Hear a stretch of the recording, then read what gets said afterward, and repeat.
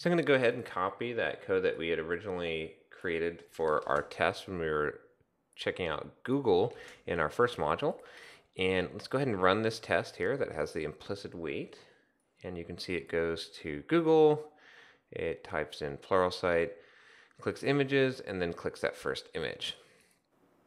So now what we need to do here is use our wait. So we're going to say wait until, and you can see this takes a func that returns an I WebDriver. And the way that this works is it's basically going to evaluate whatever we put in here until it gets back a value. So every time it gets back null, it's going to wait 500 milliseconds and then try again until it either gets back a value or this timeout expires.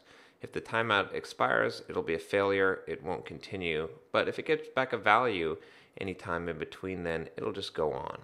So we can go ahead and set this up using a Lambda expression.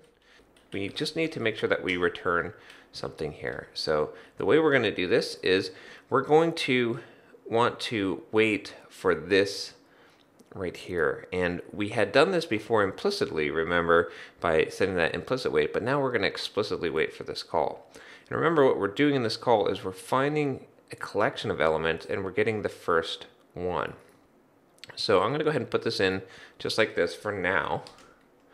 And we're going to have to change this a little bit here, and we'll talk about why. So right now we're just going to return, and then we're going to set this images link equal to what comes back from here. So all that we're doing with this is we're basically just wrapping our call in this wait, and this wait is just allowing us to explicitly wait for that element to come back, or that element to be visible on the page and selectable. So if we just left this like this, we'd get an exception. So why would we get an exception? Well, think about what's going to happen here. When we run this code here, it's going to try and execute this, and then it's not going to do anything special. Remember, we don't have that implicit wait anymore. So if it returns back null or an empty list from this find element, and we try to index 0, which doesn't exist, it's going to blow up. Now, why didn't it blow up before when we had the implicit wait? Well, because when it called this, it was implicitly waiting inside this find elements call. So that's another difference here. In this case, we are implementing the wait ourselves, and so the way that it knows to stop waiting is when we return something back from this method. So what we need to do here is modify this a bit so that we're not going to try and index this if we didn't get a value back. So what we can do is we can just say elements, and then we're not going to take the index yet. We're going to check to see if we got back elements. So if elements.count is greater than 0, then we'll return elements index 0. Otherwise, we're just going to return back null so that it'll keep trying. So let's go ahead and run this now. And you can see we've gone to Google, typing in Pluralsight, and we're clicking the images, and we're clicking that image.